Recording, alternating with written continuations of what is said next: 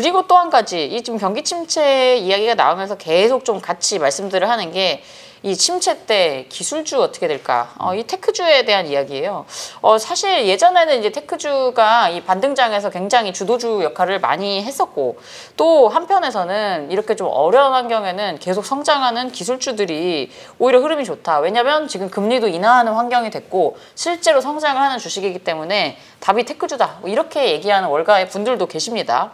근데 또 기술주에 대해서 또 신중하게 접근하신 분들도 많기 때문에 지금 기술주 ETF 최근에 흐름이 좀 어떤지 일단 좀 궁금하네요. 네, 요즘에는 흐름이 솔직히 그렇게 막 좋지는 않은 것 같습니다. 네. 자금 유출이 계속해서 이어지고 있고요. QQQ 같은 경우도 보니까 자금이 계속해서 조금 빠지고 있는 모습을 저희가 확인을 하고 있고요. 그러니까 저희 그 글로벌엑스 같은 경우가 이제 그 이런 기술 혁신 테마 ETF들이 좀 많이 있는데 빠지고 있는 와중에 그 중에서도 돈이 들어오는 그런 ETF들을 몇 개를 골라보자면은 최근에 어쨌든 챗 GPT를 반영한 인공지능 관련, 네, 인공지능 관련된 뭐 로보틱스라든지 뭐 로보틱스 보츠라는 ETF라든지 아니면은 인공지능 ETF가 있어요. Artificial, 아예 AIQ 해가지고 AIQ라고 하는 그런 인공지능 ETF가 있고요. 그래서 이런 관련된 이 ETF 같은 경우가 자금 유입이 꽤 괜찮습니다. 이거 저희가 1월에 했던 테마잖아요. 맞습니다. 그때 샀으면 수익률이 좀 상당히 괜찮았어요. 많이 났을 것 괜찮았어요. 같은데 네. 또 이렇게 좀 아쉽게 살 걸 이런 네. 생각을 좀 하게 되네요. 네. 네. 말씀을 드렸다는 거에 자부심을 느낍니다. 네, 맞아요. 진짜 이거는 1월에 정말 좋은 테마로 잘 네, 해주셨던 것 같고 그 외에는 또 이제 주목해 볼 만한 기술주가 혹시 있나요, 지금 시점에? 그거 말고 기술주는 최근에 뭐 어쨌든 IRA 나오면서 네. 전기차라든지 뭐 관련된 배터리라든지 이런 ETF들이 있는데 이 부분 같은 경우는 조금 좀 더 봐야겠죠. 그러니까 이미 새로운 내용은 아니기 때문에 기술주는 아니지만 네. 그리고 미국인이 아니라면 관심이 없을 수가 있어요. 네. 근데 미국에서는 자금이 많이 들어옵니다. 뭐냐면은 미국의 미국 인프라도 저희가 예전에 한번 다뤘었죠. 맞아요. 그래서 미국 인프라 관련된 ETF들도 자금 유입이 좋습니다. 왜냐면은 결국은 정말 단순한 시나리오예요. 경기 침체가 올 것 같다. 시장이 안 좋으면은 그런데 기업들도 지금 디레버리징을 해야 되고 가게도 지금 쉽지 않은 상황에서 뭐 금리가 높으니까 그러면 돈 풀 사람이 누구냐? 정부밖에 없는 거죠. 정부밖에 없는데 딱 때마침 IIJ에서 인프라스트럭처 그 인프라 노동 법안이 통과를 했고 이제 쭉 진행이 되고 있습니다.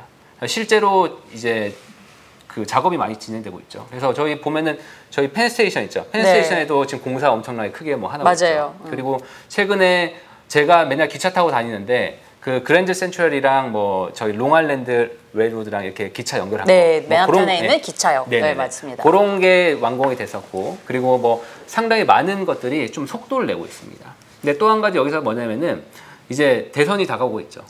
그렇죠. 대선이 다가오는데 돈 풀어야죠. 돈 풀어야 되고 이제 바이든이 정부가 지금 지지율이 40% 왔다 갔다 합니다.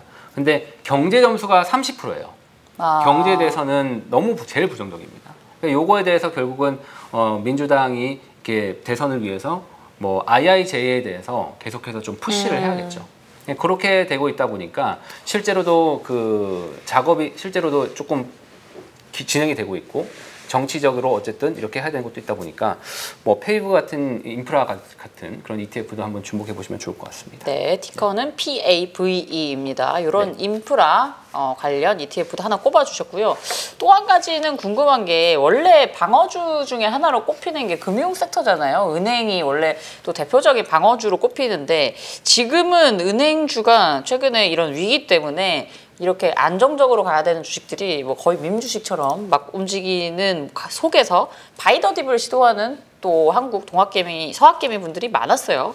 그래서 이 은행주 ETF 같은 경우 최근에 흐름이 좀 어땠는지랑 실제 지금 좀 살만한지 좀 만약에 산다면 어떤 종목이 좀 괜찮아 보이는지 좀 궁금합니다. 저는 솔직히 잘 모르겠습니다. 너무 이제 은행주 같은 경우가 리스크도 있고 어쨌든 뭐 다들 얘기하는 것이 이제 그 2008년 대비해서는 뭐 그렇게 이게 합성으로 나오는 뭐 그런 옵션 상품도 없고 하기 때문에 괜찮다라고는 하지만 결국은 이제 이 상업은행들이 이제 뭐 결국은 그 리테일 비즈니스랑도 다 연결이 돼 있죠. 결국은 이제 그런 스몰 비즈니스라든지 하는 분들이 다 연결이 돼 있다 보니까 이 여파가 최대한 조금 덜했으면 좋긴 한데 아직은 그래도 조금 더 지켜봐야 되지 않을까. 그러니까 웰스 파고 보면서 참 너무 무섭더라고요. 네. 너무 무서웠고 그래서 이 ETF들 흐름을 보면은 KBWB라는 은행주 ETF 같은 경우가 매도세가 여기 보시면 이제 매도세가 좀 컸죠. 이렇게 매도세가 좀 컸었는데 조금 지금 잠잠해지긴 했습니다. 잠잠해지긴 했습니다만 아직까지는 그냥 딱히 흐름이 뭐 그렇게 있다라고 보긴 힘들 것 같고 아까도 초반에 말씀드렸지만 KRE라고 하는 이제 은행 지방은행 ETF 자금 유입 보면 정말 대단합니다. 그러니까 올해 초 보면은 거의 흐름이 없었거든요. 올해 초에 흐름이 없었다가 되려 이런 사건이 빵 터지고 나서 자금 유입이 빵 들어왔습니다. 너무너무 그렇죠. 깜짝 놀랄 만큼 많이들 이 바닥이다 이런 생각으로 들어가신 것 같아요. 네네. 그래서 이렇게 들어왔다가 물론 이것이 이제 뭐 자금 유입이 왔다 갔다 하고 있기 때문에 결국은 시장 자체가 조금은 변동성이 있는 것 같아요, 솔직히. 그래서 이거를 뭐 은행주로 뭐 레버리지도 하시고 상당히 많이 하십니다만 그래도 조금 너무 위기에서는 조금 피해 있는 것도 맞지 않을까. 네. 일단 지금 뭐 KBWB 그리고 KRE 두 가지를 해주셨는데 조금 더 사실 리스키한 KRE가 최근에 좀 많이 들어온 모습이 있었고요. 그래도 아직까지는 위기가 끝나지 않은 만큼 조금 신중한 접근을 하는 게 좋을 것 같다는 또 조언도 해주셨습니다. 그리고 또 이제 경기 침체 때 저희 방송하면은 제일 많이 얘기하시는 게 숏 포지션 잡았다 이런 얘기 많이 하세요. 왜냐면 이제 내려갈 거니까. 그래서 이제 여러 가지 ETF를 숏 ETF들을 많이 찾아보신단 말이죠. 지금이 고점일 거다. 그래서 이제 숏을 치는 ETF 중에 좀 어떤 것들을 주목하면 좋은지 하고 또 특별히 좀 어떤 지금 숏 쪽 ETF를 실제로 좀 많이 사는지도 좀 궁금합니다. 네, 최근에 저도 흐름을 말씀 주셔서 봤는데 인버스로 자금이 많이 들어왔다가 오히려 SVB 터지고 레버리지로도 자금이 들어오고 있습니다. 참 대단하신 정말 야수의 심장분들. 네, 정말 야수의 심장이죠. 인버스를 보자면은 SQQQ 유명하죠. SQQQ가 한 1조 가까이 돈이 들어왔고요. 그리고 SVXY라고 하는 빅스를 쇼트하는 그 변동성 지수죠. 빅스를 쇼트하는 그런 ETF로도 자금이 조금 들어왔을 뿐이고 그 이외에는 막 엄청나게 막 그 인버스 쪽으로 조금 눈에 띄는 건 없습니다. 근데 이제 오히려 레버리지 같은 경우가 자금 유입이 확 들어오고 있는데 FAS라는 티커의 FAS 같은 경우는 금융주 3배짜리입니다. 그리고 DPST라고 지방은행 3배짜리도 있습니다. 이것도 정말 야수의 심장이시네요. 정말 대단합니다. DPST라는 지방은행주 3배짜리 이쪽으로 이제 3천만 불 이상이 자금이 들어왔고요. 그리고 TNA라고 하는 이제 스몰캡 주식의 3배짜리 또 있고요. 그리고 이제 TQQQ 같은 경우는 오히려 그 8천만 달러가 유출이 됐고요. 나스닥 3배 추종. 네. 그리고 반도체 3배도 유출이 있었던 모양입니다. 그래서 이것들을 결국 보자면은 뭐 인버스랑 레버리지랑 혼재가 돼 있습니다. 결국은 혼재가 돼 있고 하루하루에 정말 그 포지션 때문에 정말 좀 힘들 수가 있는 그런 구간이 될 수 있을 것 같아요. 그렇기 때문에 제발 마진 트레이닝은 하지 마시고 좀 조심하게 조금 그래도 하시더라도 잃어도 없어도 될 정도의 금액만 하시는 게 맞지 않을까 싶습니다. 네, 요새 사실 뭐 기술주들이 워낙에 또 많이 올라오면서 뭐 요새는 개별 종목도 숏이 많잖아요. 뭐 테슬라, 엔비디아 뭐 이런 종목들이 좀 다 이제 이 숏이 들어간 것들이 많아서 그런 것들도 굉장히 좀 매수를 많이 하시는 모습이 있었습니다. 근데 이런 숏이나 인버스 그리고 또 레버리지까지 막 이 중소은행 안 그래도 어렵다는데 3배를 추정하고 이런 상품들이 나오잖아요. 좀 주의할 점 좀 알려주십시오, 이거. 네, 매번 저희가 ETF 주제를 다루면서 그 해당 테마, 해당 주제에 대해서 레버리지 상품들이 꼭 있어요. 레버리지 앤 인버스. 근데 항상 말씀드리지만 이 레버리지 앤 인버스 상품은 그 일간 수익률의 몇 배, 일간 수익률의 마이너스 몇 배 이겁니다. 그렇기 때문에 수익률을 투자를 짧게 분명히 잡으셔야 됩니다.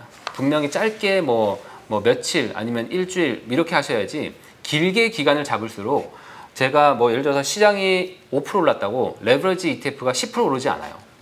왜냐면 복리 효과가 있고 이게 이제 선물로서 그 포지션을 추가로 잡는 그런 거기다 보니까 이것이 바르게 딱 2배를 추종하거나 3배를 추종하지 않습니다. 그래서 뭐 길게 예를 들어서 한 달 했다 하면은 실제 성과보다 안 좋은 경우를 저희가 지난번에도 저희가 확인을 많이 했었죠. 그렇기 때문에 기간 성과는 못 쫓아갈 수 있기 때문에 데일리 보수 차감 전의 성과라는 것을 꼭 확인하셔야 됩니다. 아, 네. 그러면 길게 하지 말라면은 뭐 한 최대 한 1, 2주 이렇게 생각하면 되는 건가요?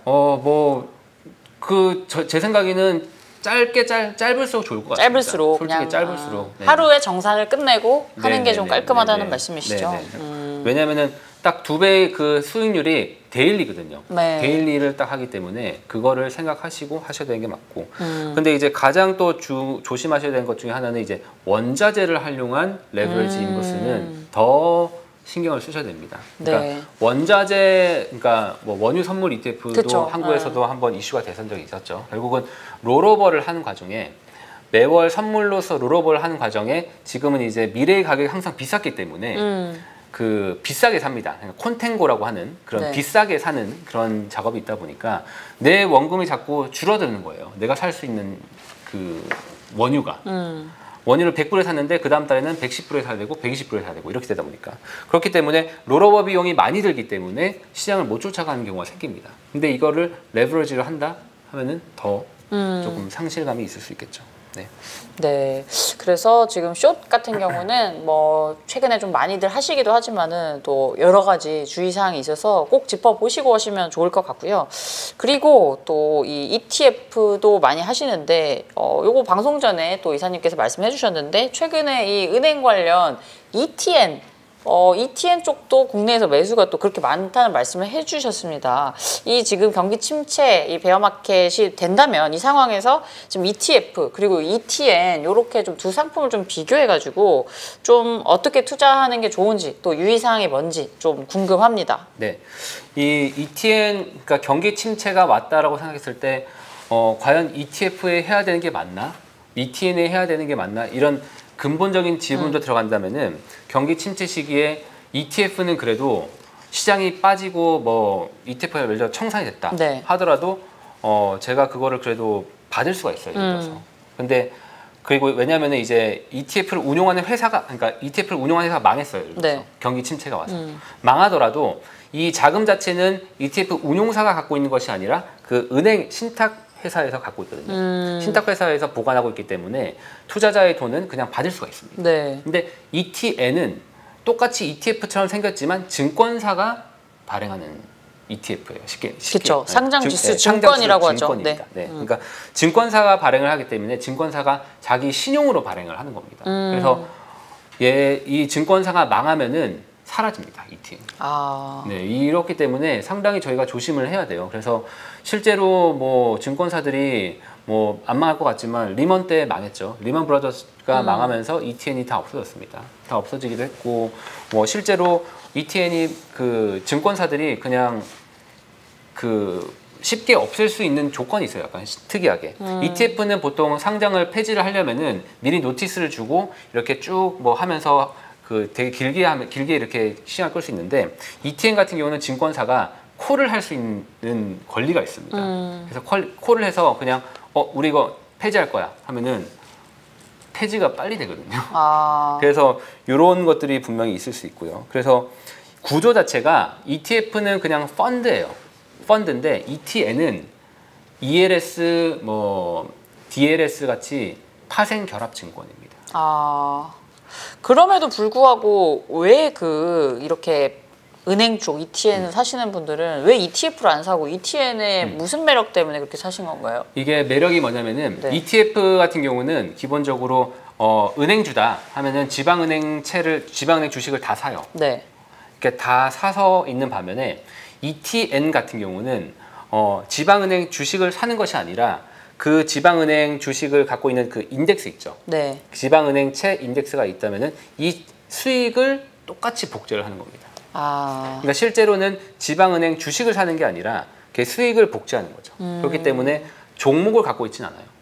아, 네. 차이가 있네요. 네, 차이가 있습니다. 그래서 이것이 결국 뭐냐면은 개별 종목을 갖고 있는데 저희가 보통 이제 예를 들어서 S&P 500이다 하면은 S&P 500 ETF를 갖고 있으면 500개를 다 안 사요, 보통. 500개를 다 안 사고 한 큼직큼직한 것만 삽니다. 왜냐하면 다 갖고 있으면 너무 비용이 많이 들고 그렇기 때문에 몇백 개만 사고 안 사요. 그러니까 트래킹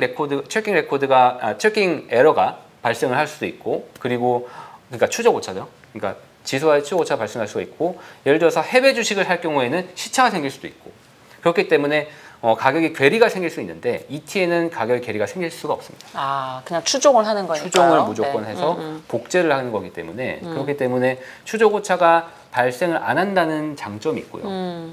그리고 ETF보다 ETN은 규제를 좀 덜 받습니다.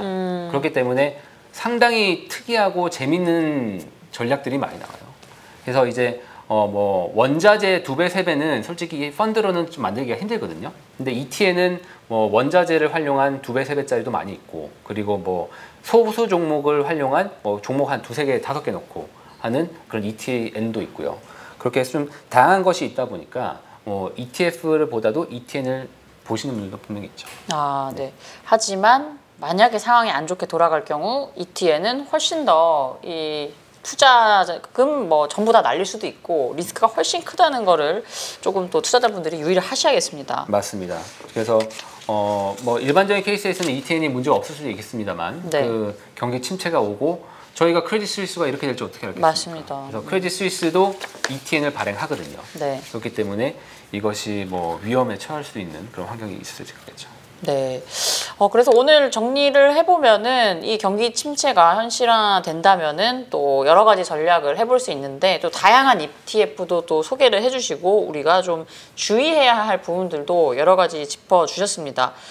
사실 경기 침체가 이 현실화될지 안 될지는 뭐 아직은 알 수 없죠. 하지만 지금 좀 경기에 균열이 조금씩 가면서 이 리세션의 공포는 조금씩 커지고 있는 것 같습니다. 그래서 오늘 또 이런 많은 ETF를 또 정리를 해주셔가지고 여러분들 오늘 또 한인사님이 주신 꿀팁들과 함께 좋은 ETF 골라서 이 경기 침체가 오더라도 꼭 성공하는 투자를 하셨으면 좋겠습니다. 그럼 오늘 고생해주신 한인사님 오늘도 감사했습니다. 감사합니다.